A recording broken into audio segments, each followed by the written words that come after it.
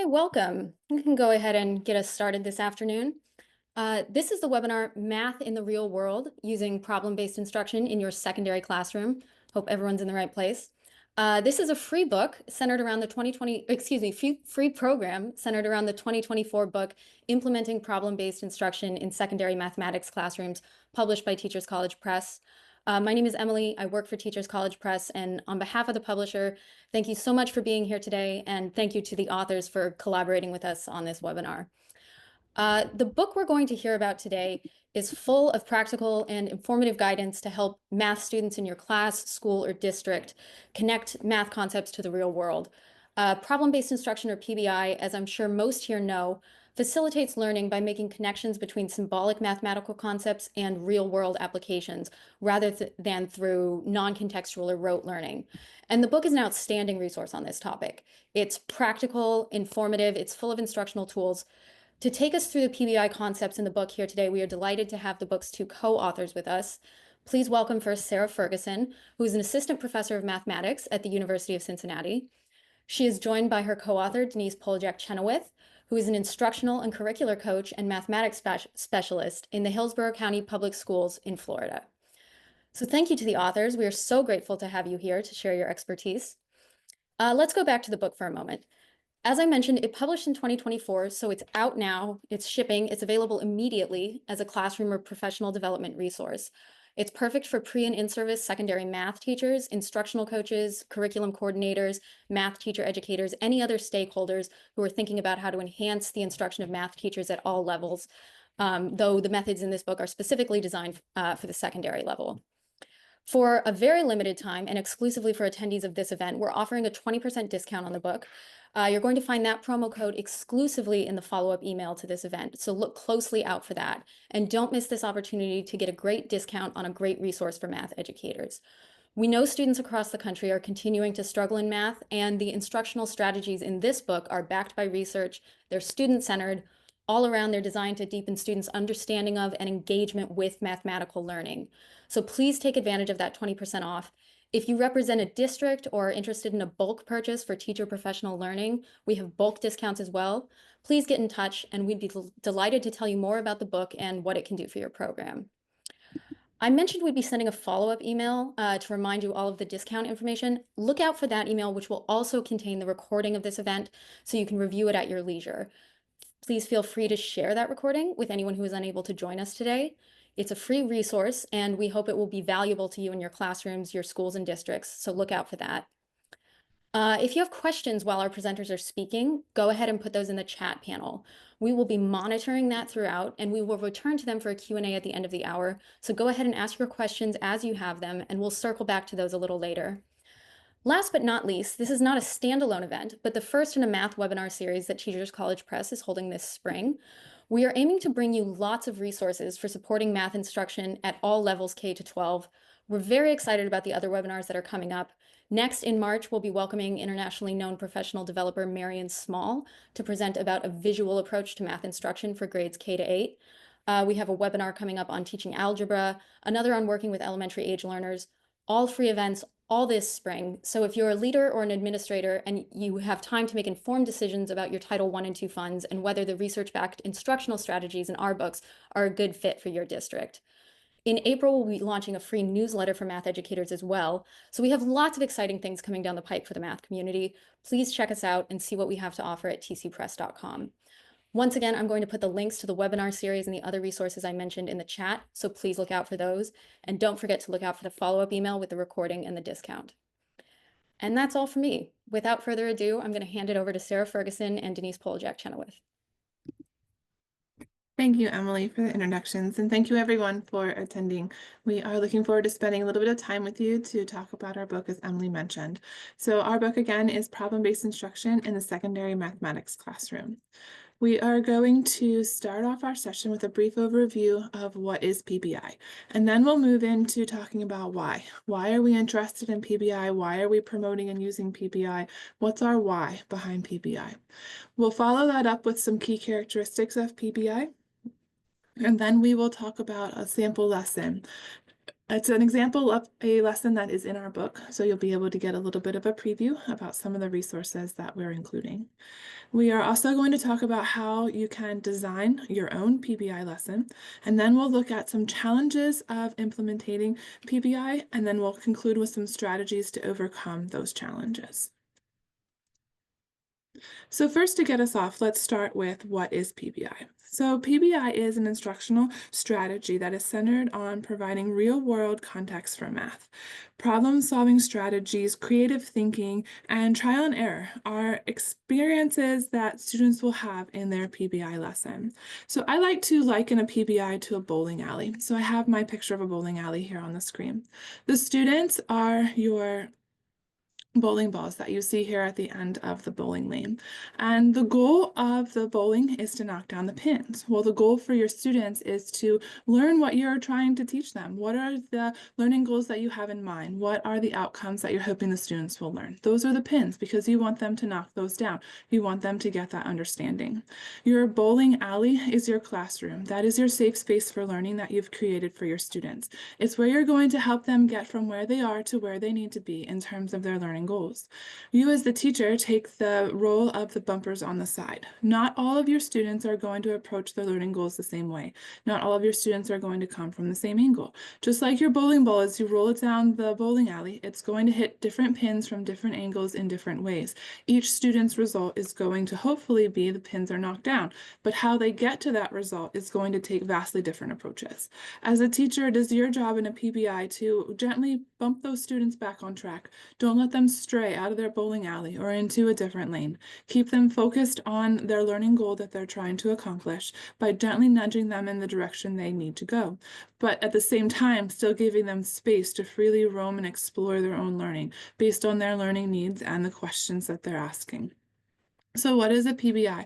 A PBI is an engaging opportunity for students. It looks different for each student as you go through the lesson, and the role of a teacher is a little bit different because you become that bumper just to help refocus the students as you work through. But it's a dynamic learning opportunity that helps students to see the contextual connections between what they're studying and the real world and the mathematics. Okay, so now that we learned a little bit about the what, let's go back and revisit that why. So why problem-based instruction? And a little bit more specifically, we wanted to talk a little bit about why now.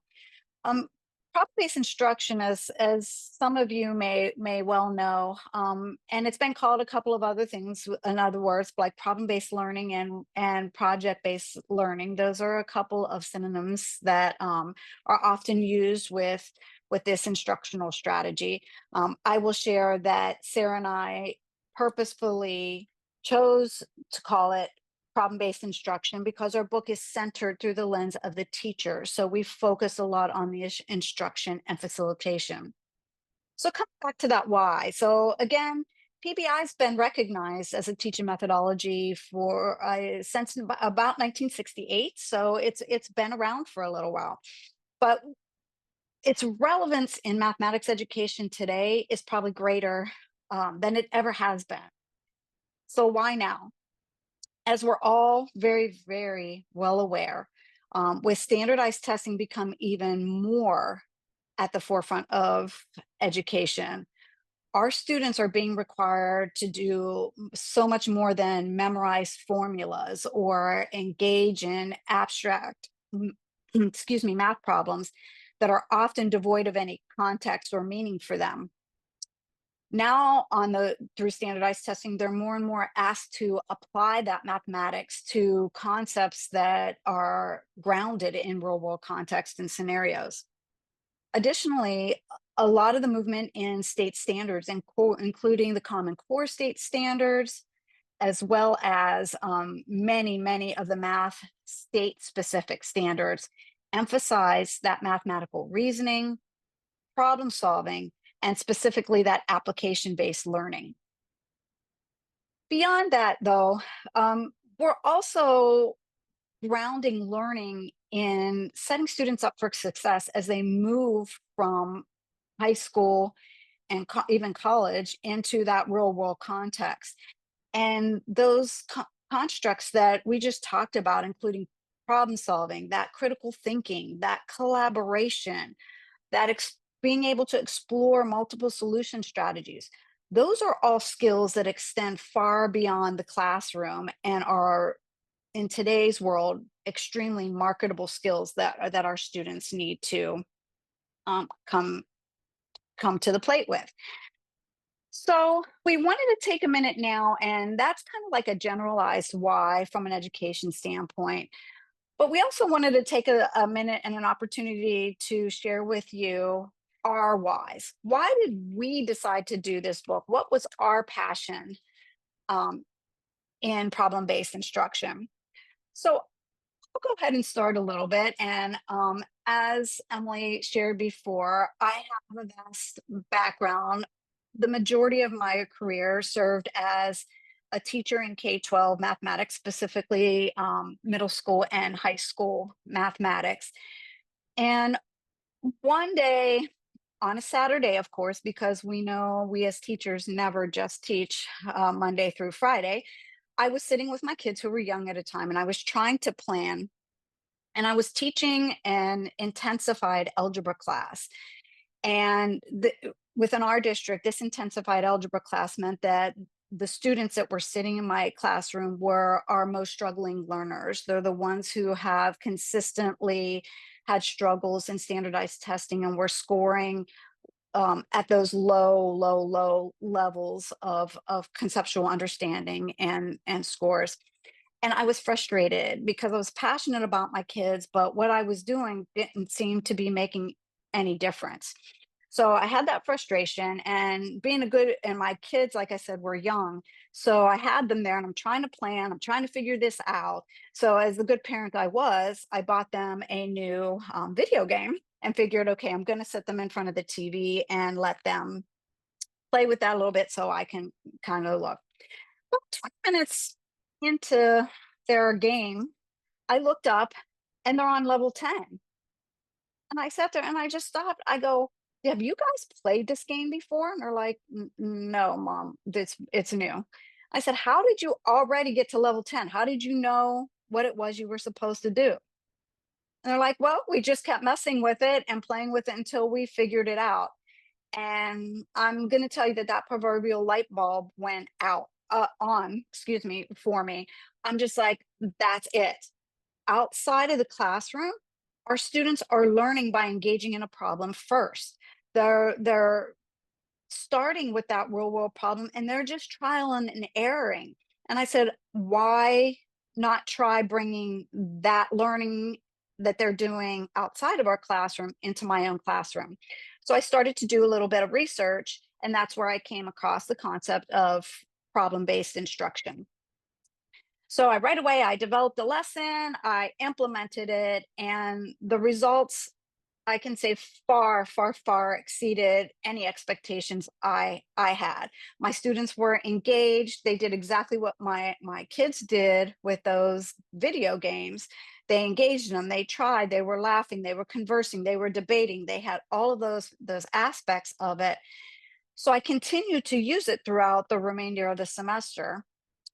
And my test scores, or their test scores, also reflected that. So their success just went through the roof. So all of my students, who again were the most struggling learners, almost half of them now passed their algebra benchmark, which means that they had, in our state, in the state of Florida, for these students, they had gained 2 years of learning within that single academic calendar year.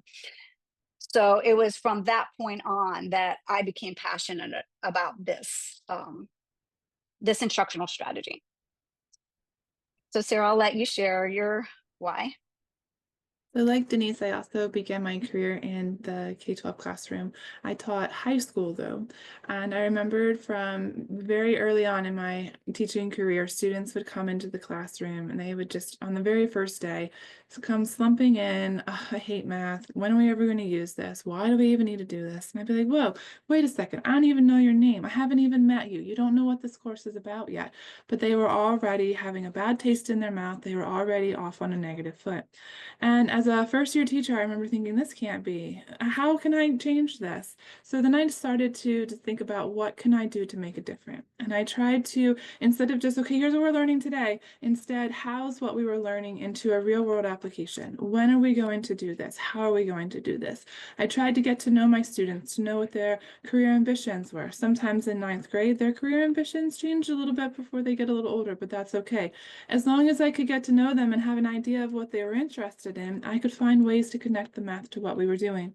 I remember one course I had, it was like half the football team and half the cheerleaders were all in the same algebra class. So we did a lot of sports analogies and we turned a lot of our problems into figuring things out that were related to sports. And at the time, I didn't know what PBI was. I didn't understand that these big picture questions I were asking was part of an instructional strategy. I did understand that my students related better, were more engaged, performed better, and had better understanding when they could see the connections, when they had a problem to work through, when they were asking those questions, and when they felt like they had that freedom to fail, but then learn from that failure to go on and ask new questions and then succeed. It wasn't until I transitioned my career to teaching at the college level and I was asked to create a PBI course that I realized this instructional strategy that I was trying to implement years earlier actually was an instructional strategy that had a lot of research behind it, and that was PBI. And that's when my research decision was made to that this is what I want to focus on, this is how I want to teach my courses, and this is what I want to pursue. So Denise went directly to the research piece. I sort of back end figured out that what I was trying to do had an instructional strategy to it, but we came to the same conclusion that PBI, this problem-based instructional strategy, was something that our students resonated well with. It helped them to succeed and it helped them to see the applicability to math in more than just their math classroom. It was from there that we decided to bring together our book because we wanted to be able to share these strategies with other teachers. But we know implementing a PBI is not always easy. So we're hoping that the strategies that we share throughout the book make it a little bit less scary to take on this new instructional strategy if it's not something that you've been familiar with before. Yeah, so as I've shared it and we've reiterated, I went right to the research, right, to see what could I was learning. I hadn't been exposed to this and was looking for that. So what does research say about PBI? How does PBI support student learning? So research, including our own, as we continue to do our own research, consistently indicates that problem-based instruction can positively impact student learning outcomes, particularly by enhancing that conceptual understanding that seems to elude students in today's educational system. Those problem-solving skills that we talked about earlier, engagement, that student engagement piece. And there are several studies showing, like my own case study for sure, those studies showing improvements in academic achievement, that critical thinking, that positive attitude towards mathematics when compared to traditional teaching methods.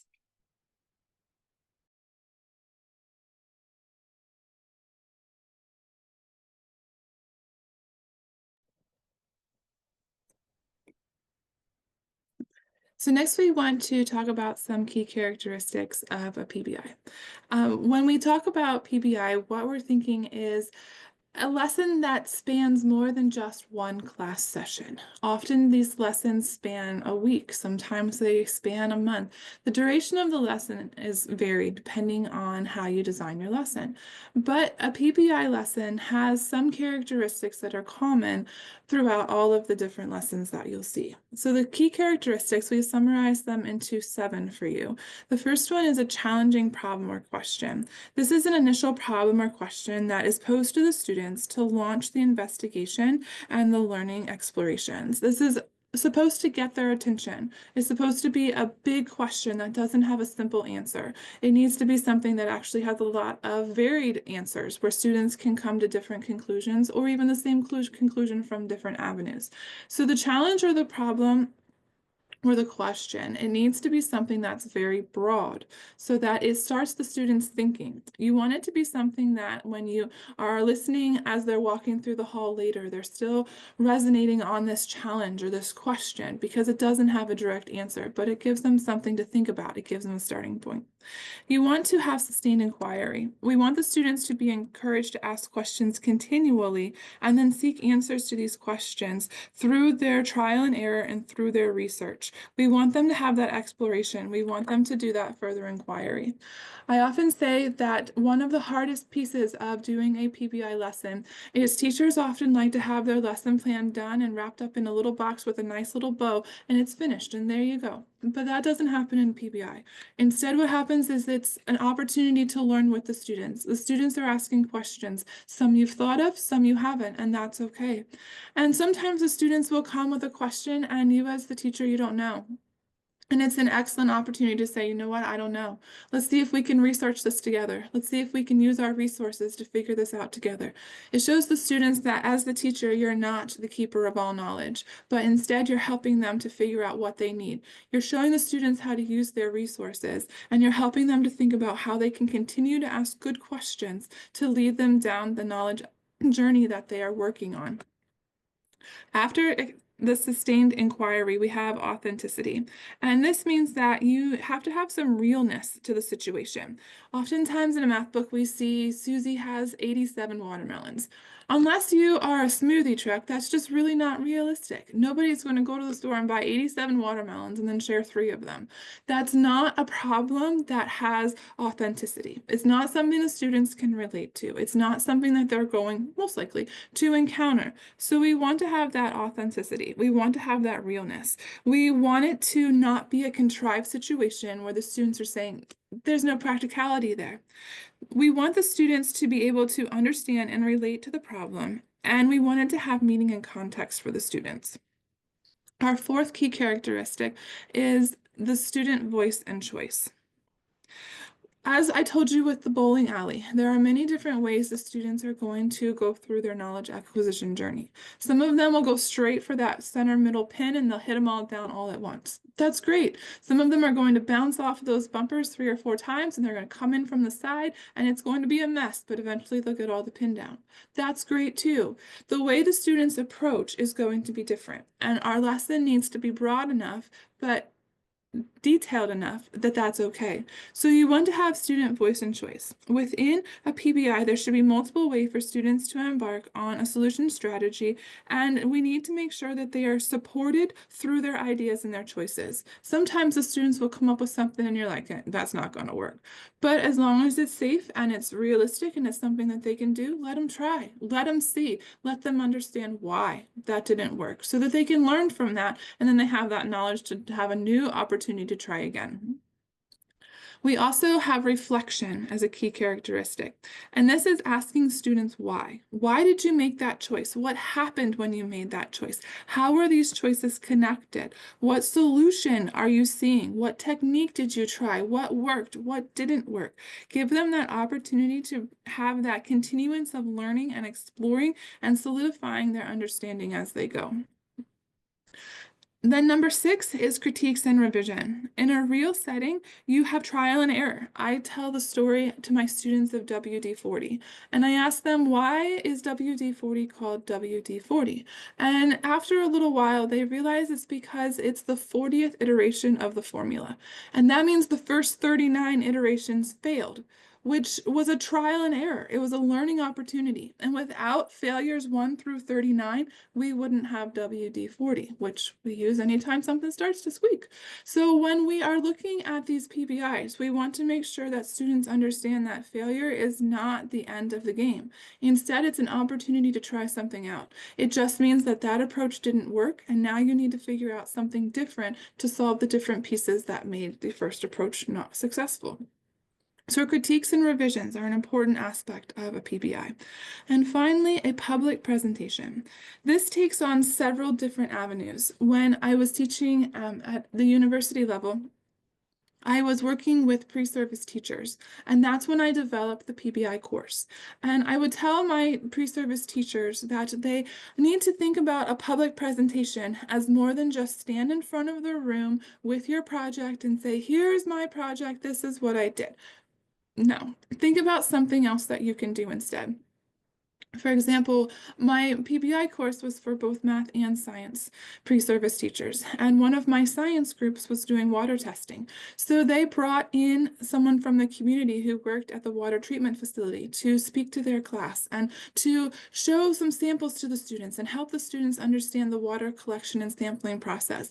But then they had the students present their findings to the person from the water treatment plant so that they had a real person that they were showing what they were working on to.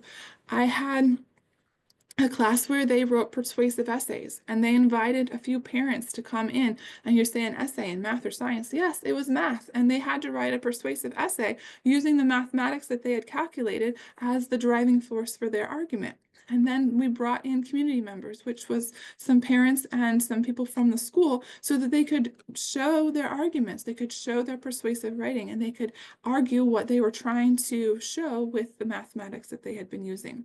So a public presentation can take on many different styles. I had one group, they were looking at pollution in the ocean and what happens due to the pollution in the ocean. So they collected some pollutants like bottles and bags and things like that, and they made sculptures and they made an art gallery.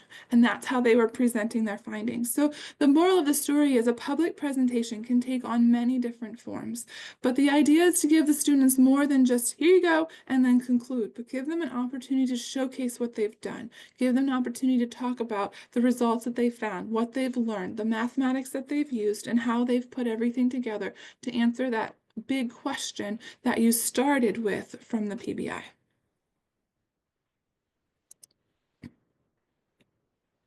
Okay, so now we get the fun part. And what we wanted to do is we wanted to share, now that we've talked a little bit about the what is PBI and the why behind it, and also some of those key characteristics, we wanted to share with you what a lesson might look like. So this lesson, My First Car, was actually written for a unit on financial literacy that started with implementing and using the simple interest formula. And there have been many different types of tasks and exercises surrounding something similar to this. So, which is why we wanted to share this lesson with you today, because it might be something that you're familiar with. As we go through, I'm going to go through each task one by one, and then I'm going to highlight some of those key characteristics. And I also want you to pay attention to the different content levels, and we'll come back at the end and talk a little bit more about those. So let's go ahead, Sarah, and show them the first task. So this unit, again, is one that is very engaging for students. So the premise behind the whole task is that the kids are going to plan to purchase their very first car. But as we all know, there's a lot more to it than just going to the car lot and picking it out. So to engage them and to set up this lesson, we have students look at and decide what kind of car is their dream car. Maybe it might be a dream car, maybe it might be a car that's more practical. So we want to bring those students in, get that interest up, get that engagement, that peaking. I call it the hook when I come in, to get them, okay, on board. I want to know more. I want to know more. So in the first part of this task, they're working collaboratively just to set it up. They're kind of deciding together what the make, model, and the cost of that car might be. So let's go ahead on to the next task. So once the students have gone through and they've decided what car they want and what that overall average cost might be, now we start to bring them to that next level. So now that they've picked that car out, we got to think about, okay, how much money do I have to save? How much of a down payment do I need? So at this point, we start that sustained inquiry piece where we have them go and research what average down payments might be. So now we're looking at a down payment should be between this percentage and this percentage. From a content piece, we're still not in that simple interest formula, but we're reviewing and incorporating some of that previous knowledge that's required, including things like percentages and proportions that start to come into play here soon. Now, task 3 starts to kind of get into the, for lack of a better term, the meat of the task. So in this one, now they're taking the information that they've gathered. Now, mind you, we didn't give them this information. This is their constructed data and information. That student ownership piece also coming into play. And now they're starting to extend it into that modeling area. So at this point, they're starting to write an equation that represents the amount of that down payment, and then transverses into, okay, how can I use this model to actually calculate how much I need to save here? Um, yep, thank you. So then it moves on, and then throughout this task, as you can see, we have them relook at something. So how much money would you have to save based on the highest percentage? Just having them walk through and look at and consider all of the different aspects of the car and purchase of the car, but at the same time not losing sight of the mathematics and those comparisons and what might be better and why, and how those algebraic models support those efforts.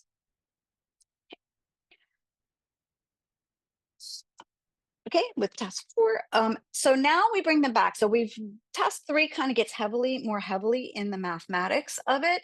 And then we move on to task 4, where we get back into that sustained inquiry piece and that authenticity piece, where now we have them go and look at these real world resources. In this case, we use the Kelley Blue Book, but there's some other things where they can walk through and find in trading values. So now they have decided, okay, here's this car, here's what my down payment needs to be. Now, what are those other different aspects of purchasing a car? So they are now looking at trade-in values. And in the next task coming after that, they start to incorporate those trade-in values and adjust their models for how much money they're going to need to purchase this vehicle. Go ahead, Bruce. And then last but not least, I know it seems like a long setup, but now we start to come into that simple interest formula piece. So in everything that we've done in those previous tasks have been activating that prior knowledge, those prior skills. So we're reviewing, we're incorporating maybe some pieces that they struggled with before, specifically with working with percentages. And now we're coming into the focus of the lesson, which was the application of the simple interest formula. So now that they have all of this information, they're ready to go to the bank and they're ready to get a loan. So we walk through and have some possible direct instruction in that. Can you go back one, Sarah, for me?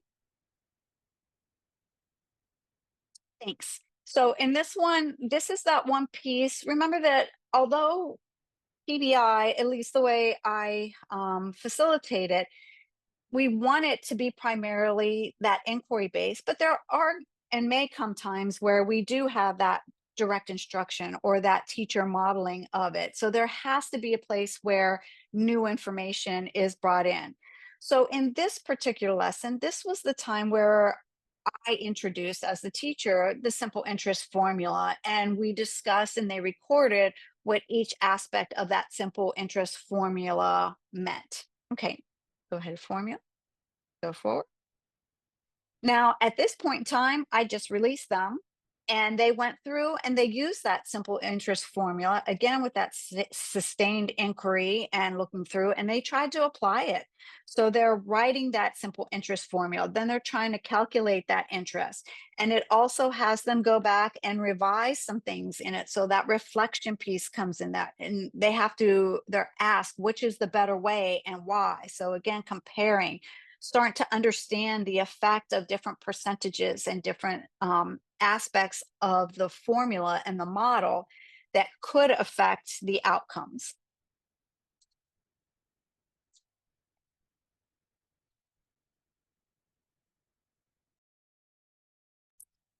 So Denise has talked through a sample lesson. The lesson is explained in more detail in the book, and then it gives a little bit more example on how to facilitate the lesson with your students. But I want to go back and revisit the key characteristics so you can see how they are intertwined throughout the lesson. So a challenging problem or question was our first key characteristic. And if you look at task 1, you can see the overall question that the students are looking on is not really phrased so much in the form of a question, but you can see the problem. They are being tasked with buying a car. They're being tasked with figuring out the different factors such as the financing, the monthly payment, the insurance, the maintenance, the fuel, and all of these things are coming together into a big picture question about what car do they want to buy. I used a very similar lesson to this in the example I shared with you about the persuasive essays. The conclusion and the public presentation for my PBI that was very similar was writing it down into a persuasive writing. And that's what the students used as their public presentation. But you can see from the very beginning, the start of what are they trying to figure out? And then as you go through, you'll see how are the students putting all of these different pieces together. The second component was a sustained inquiry. And as you look through tasks 2, 3, 4, as you look down through, you can see the different questions that were being asked to send the students off to go look, go figure it out, go inquire, go see what you can do to work this through. There were many different opportunities for the students to incorporate that authenticity. If we look in tasks 1 and 2 and 4 and 6, for example, we can see where the students are seeing that realness. Like if you're going to trade in a car, here I have task 4 on the screen. You're going to need the information on what is it worth, how am I going to budget.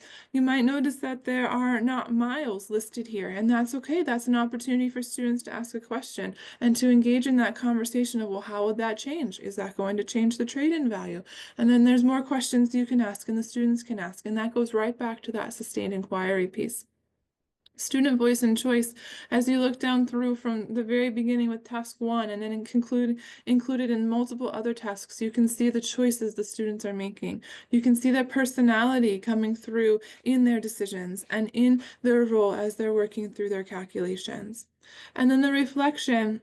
There are a few different places that you can see the reflection piece coming in.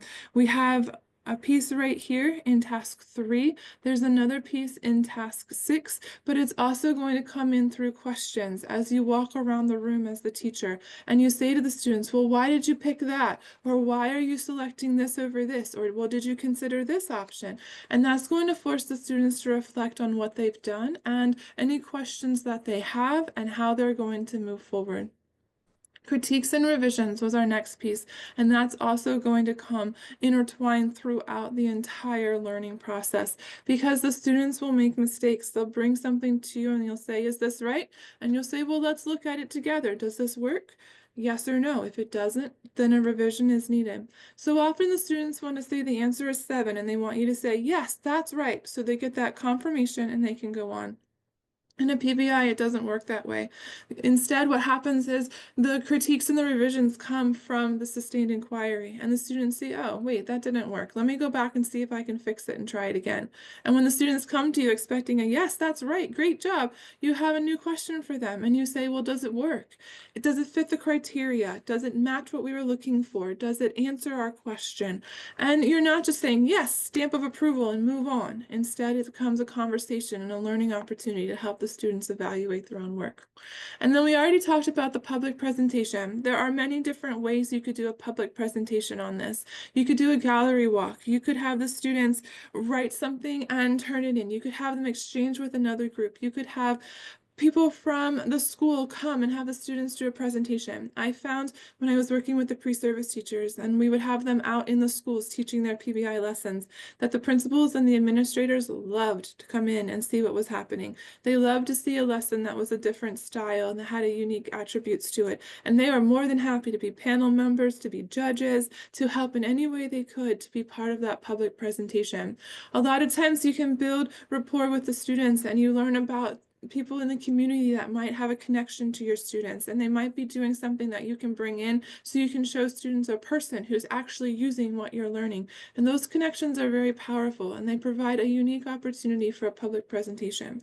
But a public presentation can also be a summary that the students create and you hang up in the hallway for students to see as they're walking through. Or it can be a summary that you send home in a newsletter highlighting some different things that students have done.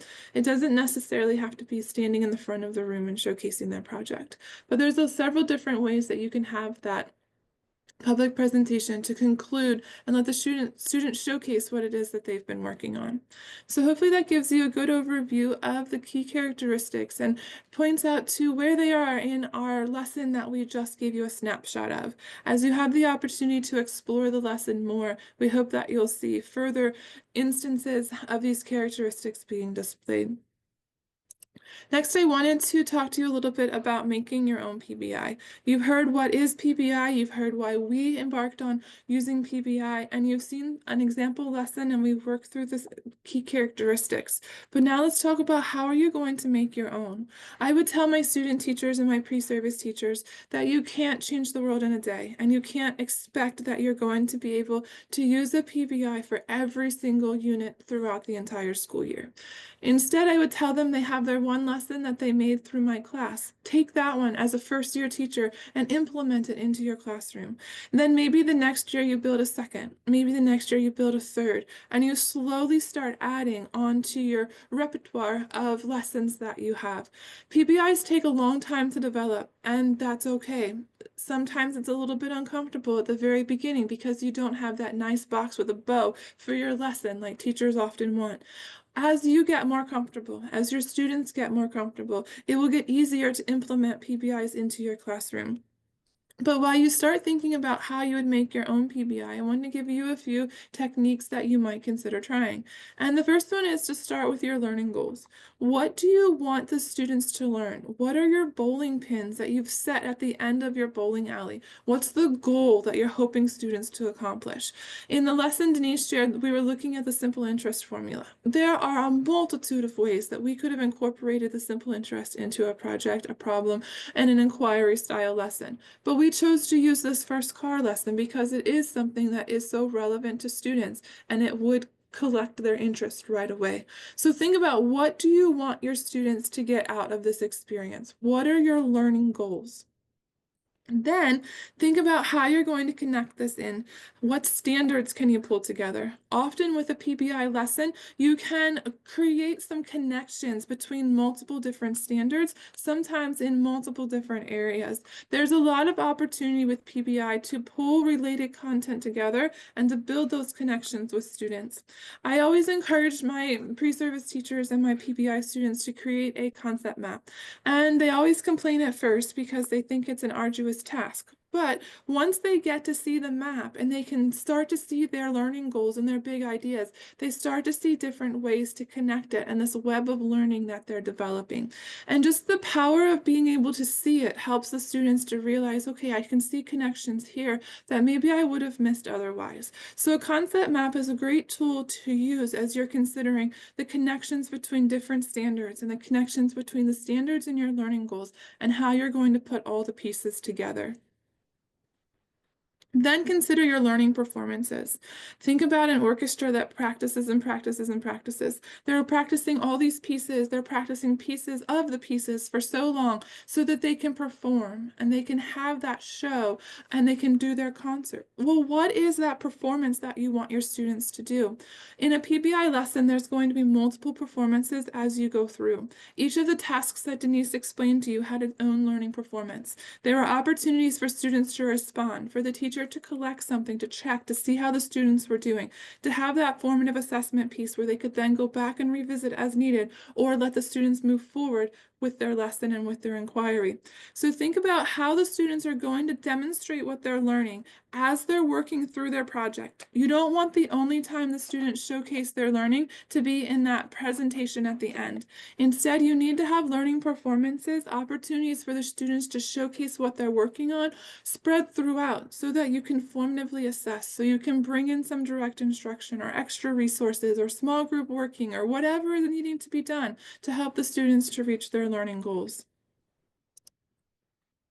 Then, after you've tackled those first couple ideas, think about what you want your problem to be. You have your goals in mind now. What's going to be your story? What's going to be your driving question? How are you going to bring all of these ideas that you've just worked on together so that you can have that problem, that hook, as Denise called it, to get the students interested and engaged? So once you have all of those background details, see what you can do to make a story to span the entire learning sequence. And then don't forget what you're going to do for the culminating assessment. You want something that's engaging. You don't want students just to hand it in and be done. You want the students to engage with and to be able to showcase what they've been learning. The PBI has been a journey for students. When you get back from a trip, you're excited to tell people what you've done. You don't just tell them the conclusion and the last thing that you did flying back on the airplane. No, you tell them what you did the first day. You tell them how it was when you got there. You tell them what you did on the third, the fourth, the fifth day. You share your favorite meal that you went through, and you have all of these little pieces as you go that you're sharing. And the students want to do that too. They want to share what they've learned, not just the result, but the entire journey that they've been on. So for the assessment, think about how you can make it culminating, but also engaging for students. So as you think about making your own PBI, we encourage you to think a little bit backwards and start with your learning goals. Then consider your standards and your learning performances. Then think of the story that you want the students to explore through this learning. And then think about, okay, what are we going to do to wrap up an assessment to showcase what the students have learned and what the students have done?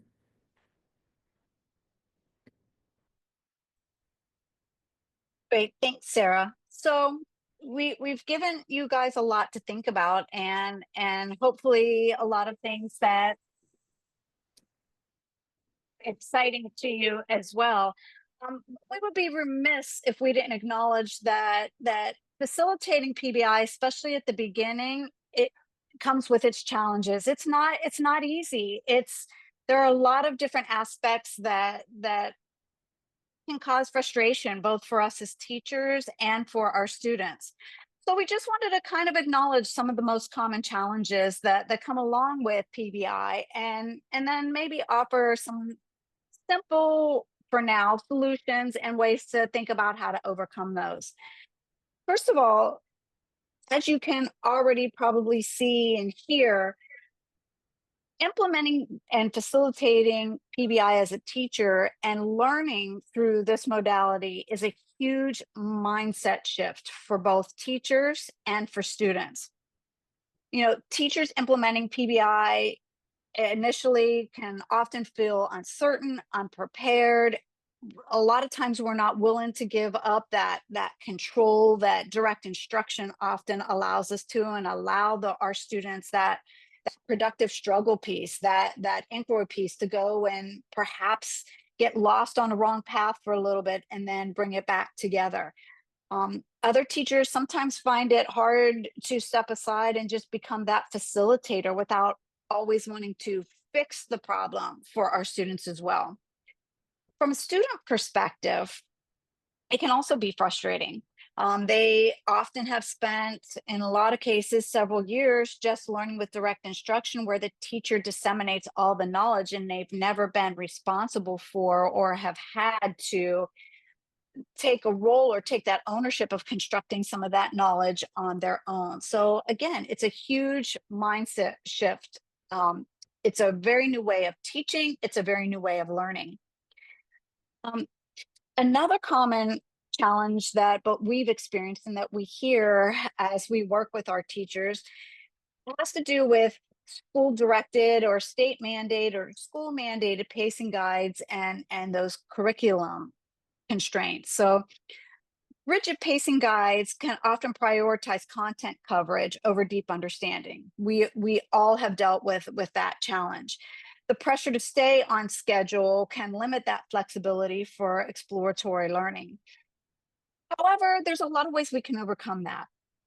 First, when you think back about that first car task, it kind of highlighted that there were a lot of different skills that were incorporated within one PBI lesson. So For what might seem like it's going to take longer to do a single topic is actually a unit that incorporates and should incorporate several topics as well. Many of my teachers and me, myself, when I implement it with my own students, use a PBI lesson to cover a whole unit. So thinking about that overarching problem, as Sarah was talking about before, but thinking about it holistically as a unit, and then often referring back as new skills within that unit or that next step in that skill comes into play. This also lends itself to partially an answer about time and classroom management. Let me talk about time first. So often, all of us as teachers, we just don't have enough hours in the day to get through everything.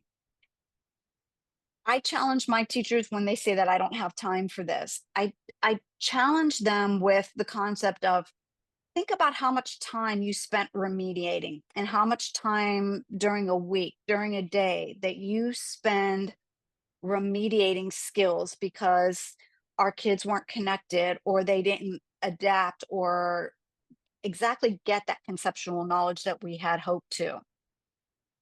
Now think about a shift. If they're looking through a more conceptual way of learning, they're building their own knowledge, they're making those connections. That remediation time gets cut drastically. Sometimes it often even goes away because the remediation actually occurs within the learning. So no longer are we having to step back so many times to have that remediation piece of it.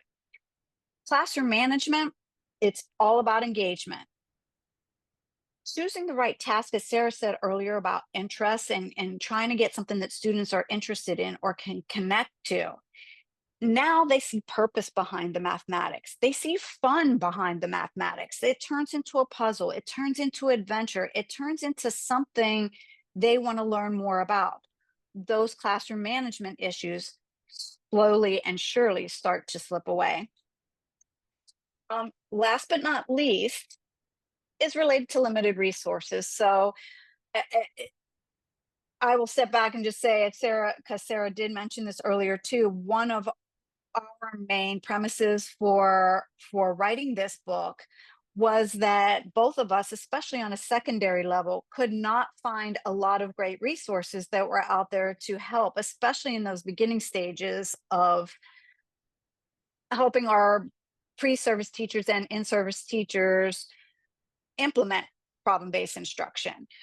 So there are limited a lot of limited resources in secondary grades, and in our book we've dedicated almost half, I would say, of our book to actual practical lesson plans with a companion website that has the more detailed pieces of it, such as that planning packet that we showed you in the first car piece of it.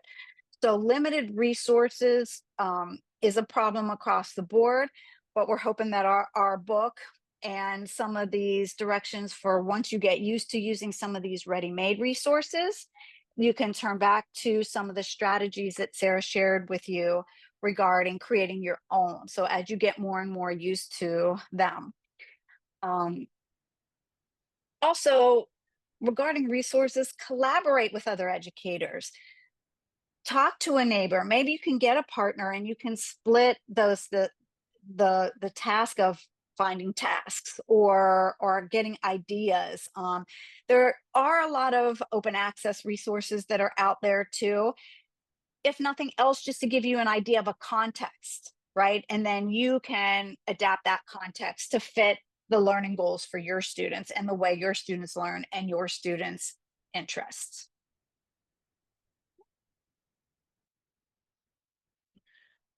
So we wanted to wrap up by sharing just some strategies. And one of the biggest things we want to point out on this slide is that we can't not expect our students to be effective problem solvers right away. Learning to be a problem solver is a process. You have to learn how to be a problem solver, and our students don't always understand that. They expect to just be perfect and know how to do it right away, but we have to show them the process and we have to help them to understand how to become an effective problem solver. So some strategies that we want to encourage you to use is to introduce PBI to students. Don't just assume the students are going to jump on the bandwagon and run with it. Help them to understand this is a different style. This is a different type of lesson. When I worked with my pre-service teachers, they would often come to me and say, your class is different. And that was because I was teaching it as a PBI and they didn't know it. They were learning what a PBI was through a PBI. And I would make that realization to them at the end of the semester, and then it connected all the dots. So help the students to understand what you're doing. Establish a culture that embraces mistakes. Failure is not bad. Failure just means you haven't reached the right solution yet, and you've excluded some that you thought maybe could have worked. So you have a smaller pool to choose from to find the right one. So failure just means, a mistake just means that you are still learning and you're still working. Think about scaffolding the PBI tasks. Set some norms. Promote that growth mindset. Help to make sure your students are prepared with those formative assessment pieces that we already talked about. Be there to coach the students through that problem-solving process while they're learning. And have the students reflect on their thinking. Help them to be self-advocates and proactive about their thoughts. Help them to learn that they have a voice and they can share when they're struggling or when they've found something, and they can be an asset to each other. So hopefully these are some strategies that will help you as you begin to implement any PBI lessons in your class. So Emily, we will turn it back to you and answer any questions as we wrap up. Great, thank you so much. Everyone, please do ask your questions here in the chat. We have time for a few here before the top of the hour. While we're waiting for people to put their questions in, we did receive questions from a lot of our participants at the point of registration. So I'm going to start off with a couple of these. One of our attendees wanted to know, how can you implement PBI in Algebra 2 and pre-calculus when there's so much abstract math? And another attendee asked a similar question about improving the rigor of their lessons when teaching in a PBI real world context. So what would you say to teachers who are working with advanced math concepts for their secondary students and don't necessarily see a path to that with a real world context? So that's a good question, and it is hard when the real world context is a little bit more abstract. We do have some examples in our book that do go into geometry. I do see that. So hopefully that will help make some connections there. In terms of the abstract, what I try to do is bring it back to something that's real. A lot of times something that they're learning leads into something different. So for example, I was doing a lesson in calculus and we likened it to roller coasters. And we were solving a system, 11 systems of equations with 11 different equations, and it's overwhelming, but we were able to bring it into a PBI scenario and bring it back together. In terms of pre-calc, sometimes you have to think about what is this leading to for your students, and maybe you don't do the PBI at the very beginning, but maybe you build those foundational skills and then group several of them together so that you can show, okay, this is why you're doing this is how you're doing this, and this is what brings it all together. Algebra 2 has a lot of connections. As Denise and I said, we don't necessarily always have a PBI connection for every single task, which is why we were saying not necessarily use this as your only instructional strategy, but pick and choose throughout your curriculum the tasks that you can bring together that do have more applicable meaning for the students, that you can show, okay, this is why we've been doing that, was the trajectory that got us up to what we can do now. So hopefully that will help a little bit. Great, great. Thank you so much. Maybe one more here before the top of the hour. You talked a lot about the process it takes to implement PBI and the challenges, and that it's not something that's going to happen overnight.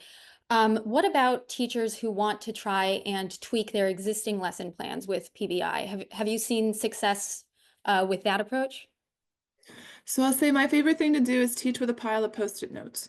And as I'm going through and I'm implementing a PBI, I think of something like, oh, that would make this so much more meaningful or much more connection for the student, or I want to tweak that.